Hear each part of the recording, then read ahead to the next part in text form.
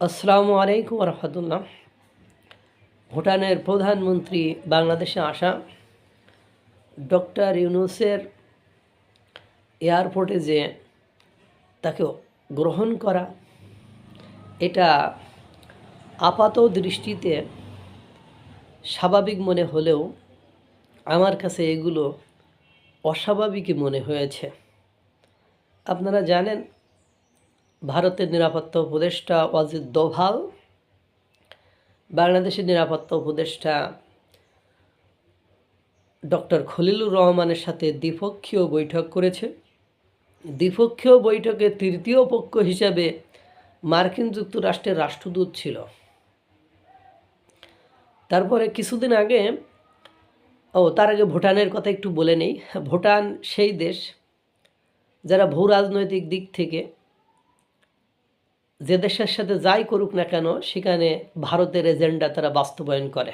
অর্থাৎ ভারত, আমি মাঝে মাঝে যেমন বলি, এশিয়া মহাদেশে মার্কিন যুক্তরাষ্ট্র কিভাবে দেখবে, কোন চোখে দেখবে, কি করবে, এই দেখার চোখটা হলো ভারতের। অর্থাৎ ভারতের চোখেই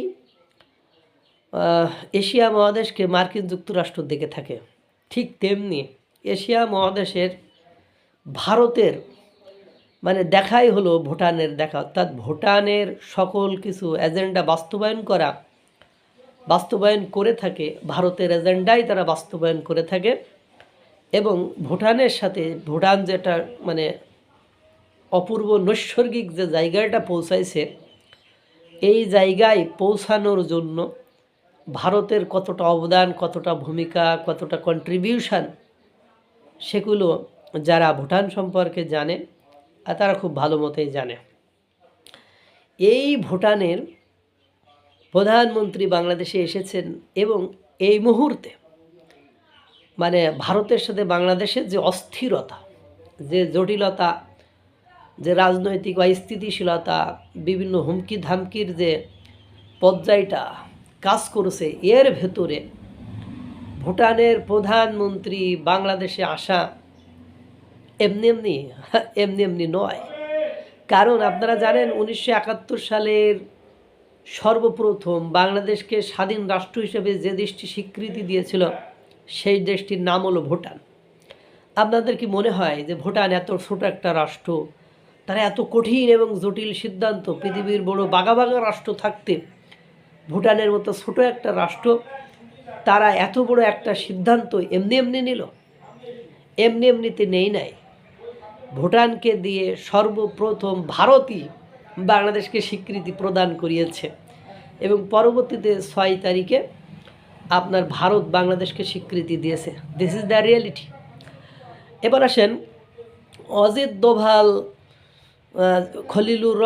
ডক্টর খলিলুর রহমানকে ভারতে ডেকে নিশ্চয়ই 6 মাস আগে ভারতের সাথে পাকিস্তানের যে বৈরিতা, যে যুদ্ধ হয়েছে, 4 দিনের যে যুদ্ধ হয়েছে, এর পরপরই বাংলাদেশের সাথে পাকিস্তানের যে মাখামাখি, একের পর এক তাদের উচ্চ পদস্থ কর্মকর্তারা, মন্ত্রীরা বাংলাদেশে আসা, প্রতিরক্ষা চুক্তি, সরঞ্জামাদি কিনা, তাদের সাথে সীমান্তে ঘেঁষাঘেঁষি, তাদের দেশে রাজনৈতিক দলের নেতাদের বক্তৃতা, এগুলো ভারত যে পজিটিভলি নেয়নি, ভালো দৃষ্টিতে নেয়নি, এই পার্টটাই হয়তোবা ডক্টর খলিলুর রহমানকে অজিত দোভাল শিখিয়েছে এবং হাতে হয়তোবা চাটও ধরিয়ে দিয়েছে, এই কাজগুলো করিয়েন না।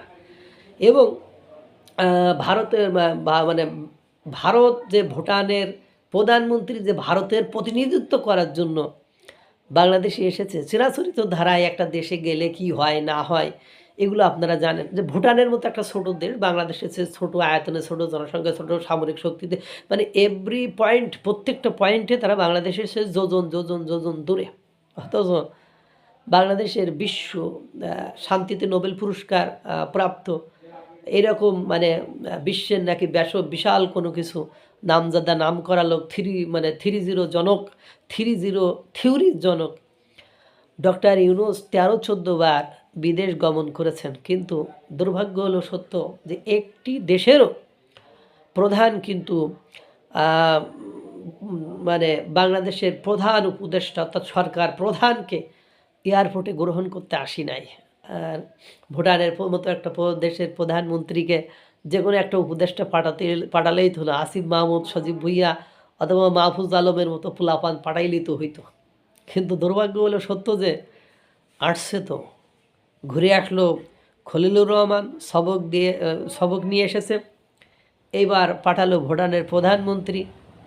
ভারত মানে বাংলাদেশকে বন্ধু হিসাবেই চেনে জানে, এবং পাশাপাশি শেখ হাসিনাকে যে ফেরত দেবে না অনেক আগেই তো বলে দিয়েছে, এবং নির্বাচনে অংশগ্রহণমূলক নির্বাচন চাই, বিশ্বের বিভিন্ন দেশ চাপ দিচ্ছে এবং ভারত যে সেটা চাই।